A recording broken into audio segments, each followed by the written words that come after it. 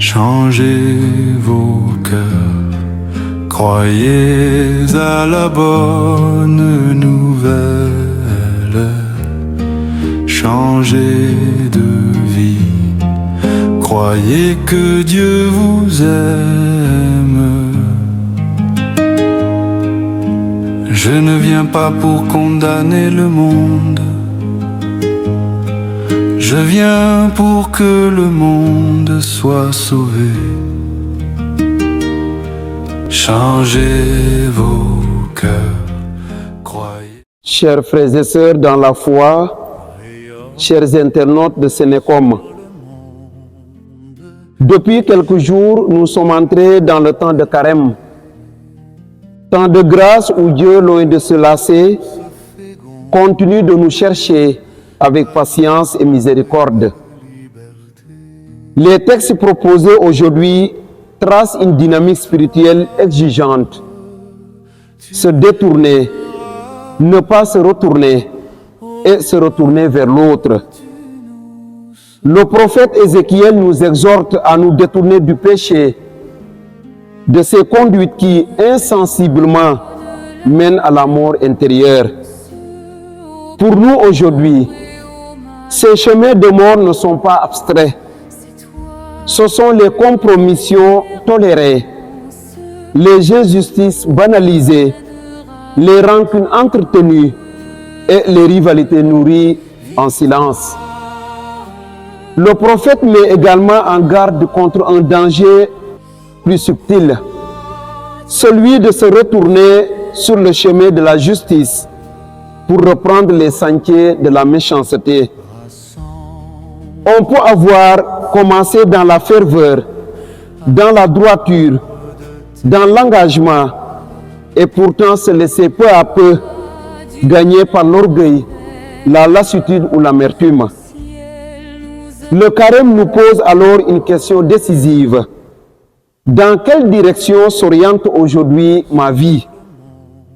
Dans l'Évangile, le Christ nous appelle à nous détourner d'une justice d'apparence, d'une pratique purement formelle qui rassure la conscience sans convertir le cœur.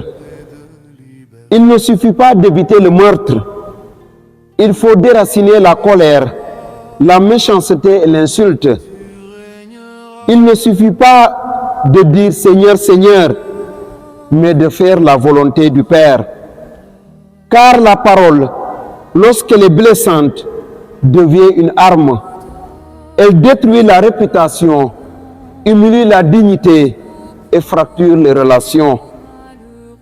À l'heure des messages instantanés et des paroles diffusées sans retenue, combien de blessures naissent d'une phrase imprudente ou d'un jugement hâtif? Le Seigneur nous invite aussi à nous retourner vers notre frère lorsque la relation est altérée. Avant toute offrande, avant tout acte religieux, la réconciliation devient prioritaire. Cela signifie aujourd'hui avoir le courage de demander pardon, renoncer à la logique de l'orgueil, briser le cycle des accusations réciproques et choisir la paix plutôt que la victoire. Ces changements de direction supposent que nous sommes déjà en marche, mais sur quelle route?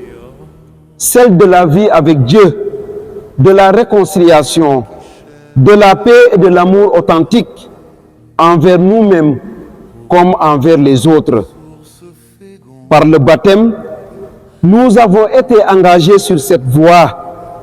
C'est sur ce chemin seulement que se présentent des tournants, des choix et des issues nouvelles. Le carême n'est pas un arrêt, mais un moment décisif sur la route. La liturgie de ce temps saint cherche à nous dévoiler ce chemin où Dieu se laisse rencontrer, toujours à l'œuvre dans l'histoire personnelle de chacun. Sa pédagogie peut parfois nous dérouter. Certains virages peuvent paraître difficiles. Les épreuves, les déceptions font partie du parcours. Pourtant, l'Esprit du Christ accompagne les baptisés Il éclaire leur intelligence, fortifie leur volonté et dilate leur cœur. Espérer en lui n'est pas illusion, mais source de pardon et promesse de vie renouvelée. Profitons donc de ce temps favorable pour laisser nos déserts intérieurs devenir des lieux de fécondité. Que les terres arides de la diffamation, de la jalousie, de la médisance, de la comparaison et de l'indifférence se transforment en espace de rencontre avec le Christ, l'eau vive qui purifie et régénère. Que le Seigneur bénisse nos efforts sincères de conversion, lui qui est vivant pour les siècles des siècles. Amen. Rayonne sur le monde qui cherche la vérité. Ô croix, source féconde d'amour et de liberté. Victoire, tu régneras, ô croix.